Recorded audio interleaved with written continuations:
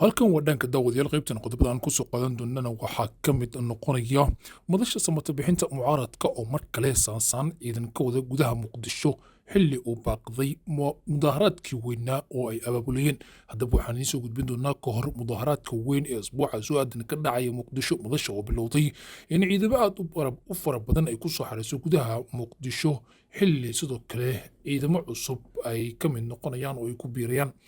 waxaan sidoo kale qaybtan ku soo qaadan doonaa madaxweyne xasan sheekh maxamuud oo wajahaya xaalad aad u adag xilli la isweydiinaya in xasan sheekh maxamuud uu isdhiibi doono ama inuu kusii adkeysan doono inuu kursiga sii joogo.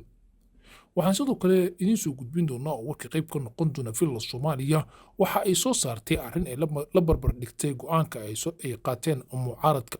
haddaba waxaan idiin soo gudbin doonaa arrimaha ugu waaweyn ee laisku haysto gudaha muqdisho xilli laba dhinac loo kala saftay oo mucaaradka iyo dowladda federaalka weli ay soo fadhiyaan.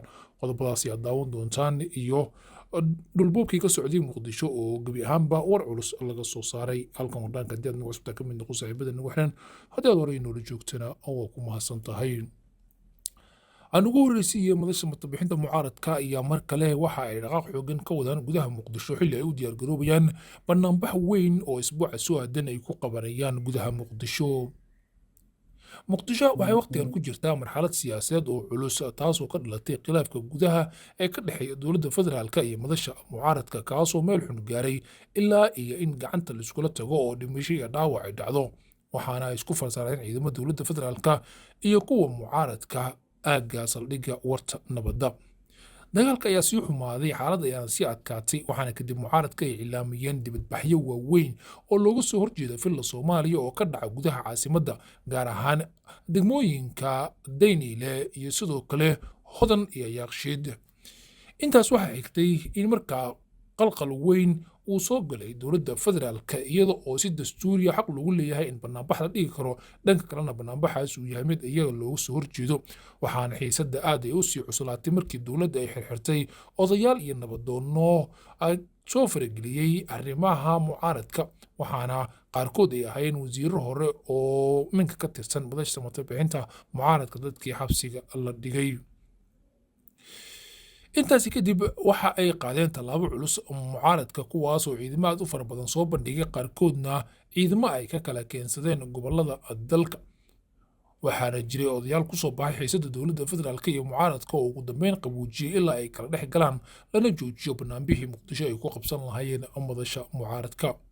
mudaaharaadku waa xaq dastuuri ah oo qof weliba uu leeyahay inuu kusoo bandhigo cabashadiisa, sidaa darteedna waan aqbalna ay yidhaahdeen dowladda federaalka. sidoo kale mucaaradka ayaa dhankooda waxay soo jeedeen in dhankooda ay aqbaleen odayaashii codsiga ay u soo jeediyeen oo ah in markaa banaanbaxa dib loo dhigo muddo 9 maalmood ah. dowladda federaalka dhankeeda waa ay qaratay in banaanbaxa looga gar leeyahay uu yahay mid xaq dastuuri ah oo mucaaradka xaq ay u leeyihiin in ay banaanbaxaan. sheekh shariif sheekh axmed oo hogaamiyaha madasha matabixinta mucaaradka waxa uu sheegay in 9 maalmood kadib muqdisho ay ka dhigi doonaan banaanbaxyo waaweyn oo gelgela dhammaanba caasimadda, waxaana uu sheegay in odayaashii la kulmay ay usoo bandhigeen in arrinta la qabuujiyo oo xiisadda markaa aan la sii adkayn. waxau sidoo kale uu sii raaciyey dhallinyarada, wiilasha iyo gabdhaha iyo odayaasha iyo dhammaanba intii abaabulka qaybta ka ahayd waa ay mahadsan yihiin oo dalkooda ay diyaar u yihiin inay difaacaan. waan uga mahad celinayaa sidii ay noo ajiibeen ayuu yiri sheekh shariif sheekh axmed. haddaba mucaaradka soo u muuqdo iminka waxa uga adkaaday ilaa ay 5 meelood villa soomaaliya. in markii ugu horreysay mucaaradka dowladda federaalk soomaaliya uu ka hor yimaado oo markaa siyaasadda gaar ahaan arrimaha doorashooyinka iyo dhulboobka uu ka banaanbaxo mucaaradka banaankan uu u soo baxo markaa waxay u ahayd mid guul ah. in iyadoon wax banaanbaxa uusan dhicin dowladda federaalka ay culays maskaxeed iyo mid bulsho dareento, mucaaradka waxay ahayd guul kale oo weyn. in qof dad markaa laga yaabay in maanta ay dhiman lahaayeen ama ay dhaawacmi lahaayeen in la badbaadiyo oo mucaaradku uu arrinkaasi aqbalana waxay noqotay guul kale oo weyn oo mucaaradka markaa ay tiigsadeen sida la xaqiijiyey. in haddii ay dhacdo wadahadallo hor leh oo mucaaradka ay la galaan dowladda federaalka villa soomaaliya iyadoo intii hore markaa ka nugul ay miiska soo wada fadhiisanayaanna mucaaradka waxay u tahay guul kale oo weyn. in haddii mucaaradku ay adkaystaan ama adkaysan lahaayeen dibadbaxa inuu dhaco dadkii la filayeyna aysan soo bixin ama dowladdu ay waddooyinka kale xirxirtana oo tiradii la rabay ay heli waayaanna madasha waxay u noqon lahayd mid markaa wejigabaxa in marka ay baaqi odayaasha aqbaleen ayaa lagu tilmaamay guul kale oo siyaasadeed oo weyn. in sidoo kale filla Soomaaliya ay dareento culays iyo qalqal weyn oo markaa ka imaanaya dhanka mucaaradka oo markan cududooda awoodda gaar ahaan ciidamadooda muujina waxay u ahayd guul kale oo weyn oo mucaaradka ay soo bandhigeen. haddaba xasan sheekh maxamuud aad iyo aad ayuu markan uga cabsi qabaa dhaqaaqyada ay sameynayaan mucaaradka oo markii hore aan la islahayn waxay leeyihiin awood intaas la eg. haddii aan dhanka kale eego waxaa qaybo ka mid a muqdisho laga qaaday ciidamadii ay soo dhigtay dowladda federaalk oo weli ka cabsi qabta in mucaaradka ay sameeyaan dhaqdhaqaaq kale. wasiirka wasaaradda dekedaha gaadiidka ee Soomaaliya wasiir jaamac horena u ahaa wasiirka difaaca Soomaaliya ayaa mucaaradka markaa arrin culus hordhigay waxaana uu sheegay in mucaaradka tooda la qaatay tan dowladdana ay qaataan. jaamac ayaa markii hore isbardhig wuxuu ku sameeyey qorshaha markaa ay ku diideen madasha matabixinta mucaaradka in filla Soomaaliya ay la heshiiyaan ugana hor yimaadeen. waxa uu tilmaamay wasiir madaxa ay furan in mucaaradka looga baahan yahay in xaqooda dastuuriga ee mudaaharaadka maadaama loo ogolaaday inay ogolaadaan in xaq dastuuri ah dadka shacabka ay markaa ku codeeyaan. bannaanbax nabadeed oo habraac sharci ah loo maro waa xaq dastuuri ah. qodobkaas waa ay arkeen saaxiibadeen mucaaradka. xuquuqda ugu muhiimsaneed ay ahayd in dadku xaq u leeyahay inay doortaan madaxdooda maxay u diidan yihiin ayuu yiri. isla dastuurka ayuu ku qoran yahay arrinkaas. su-aashaas ayuu meesha keenay wasiirkii hore ee gaashaandhigga Soomaaliya wasiir jaamac. Soomaaliya ayaa haatan ku jirta marxalad siyaasadeed oo aad u culus taasoo ka dhalatay khilaafkii gudaha oo u dhexeeya filla Soomaaliya iyo sidoo kale madasha matabixinta mucaaradka. dhanka kale mucaaradka waxaa ku sii qulqulaya saraakiil wata ciidamo aad u fara badan oo markan ka mid noqonaya madasha.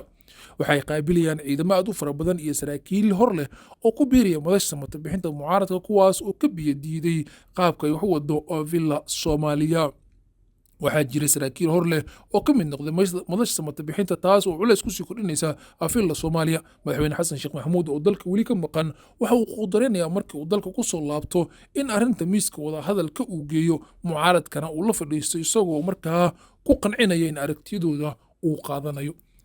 mucaaradka dhankooda waxa ay qorsheynayaan in mudaaharaadyo waaweyn oo magaalada Gilgila toddobaadka soo aadan Muqdisho ay ka dhigaan taasoo dhabarjab weyn ku ah xasan sheekh maxamuud.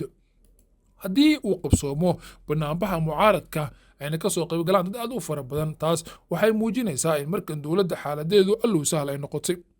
su-aashu waxay tahay xasan sheekh maxamuud miyuu baxsan doonaa mise waa uu isdhiibi doonaa.